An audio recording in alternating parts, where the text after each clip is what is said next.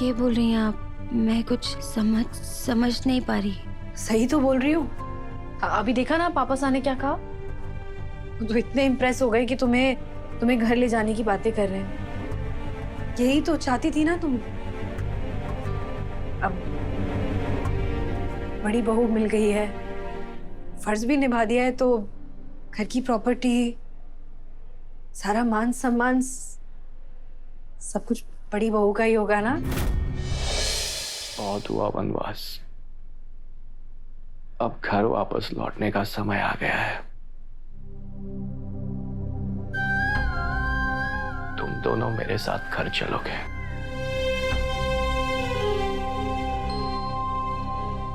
अपने घर चलोगी ना बहू?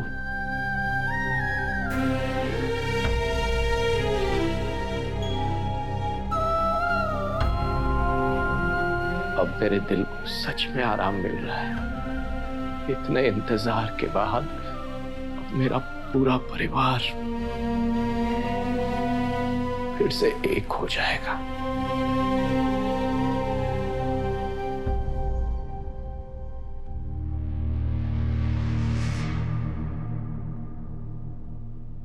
भाभी साहब, यो भाई साहब कैसी बेतु की बातें कर रहे हैं भाभी साहब। आपने सबके सामने देव और उस नौकरानी ने घर से धक्के मार मार कर बाहर निकाल दिया था, और अब आप ही उन दोनों को घर में ले देगी।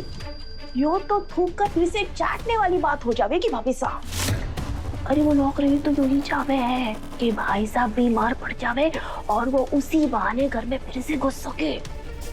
और आप इस जाल में मत फंसिएगा भाभी साहब। इतनी आसानी से आप अपना अपमान, देव का झूठ और उस नौकरानी का धोखा कैसे भूल जाएगी? हमारे घर को तोड़ने वाली उस नौकरानी ने बहू कैसे मान पाएगी आप? तुम्हें हमारी चिंता करने की जरूरत नहीं है सारिका। इस वक्त हम सिर्फ साग के बारे में सोच रहे हैं। इसीलिए अभी साग जैसा चाहते हैं, जो चाहते हैं वही होगा।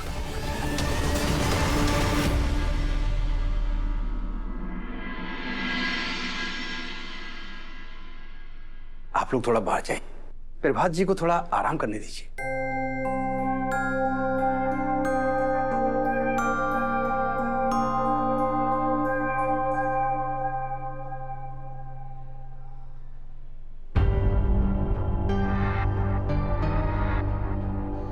सर मैडम, क्या हुआ? सब ठीक है ना? हाँ, सब ठीक ही तो है। तुमने बड़ी बहू होने का फर्ज निभाया। मुझे देखो ना, मैं तो व्रत छोड़ के बीच में आ गई थी, लेकिन तुम हो ना, तुमने सब संभाल लिया वसु। तुम्हारी वजह से व्रत पूरा हो गया। तुम बेस्ट बहू बन गई। कांग्रेचुलेशंस। क्या बोल रही हैं आप? मैं कुछ समझ नहीं पा रही। सही तो बोल रही हूँ। अभी देखा ना पापा साहब ने क्या कहा। वो तो इतने इम्प्रेस हो गए कि तुम्हें घर ले जाने की बातें कर रहे हैं। यही तो चाहती थी ना तुम।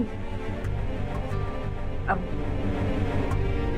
बड़ी बहू मिल गई है, फर्ज भी निभा दिया है, तो घर की प्रॉपर्टी, सारा मान सम्मान, सब कुछ बड़ी बहू का ही होगा ना।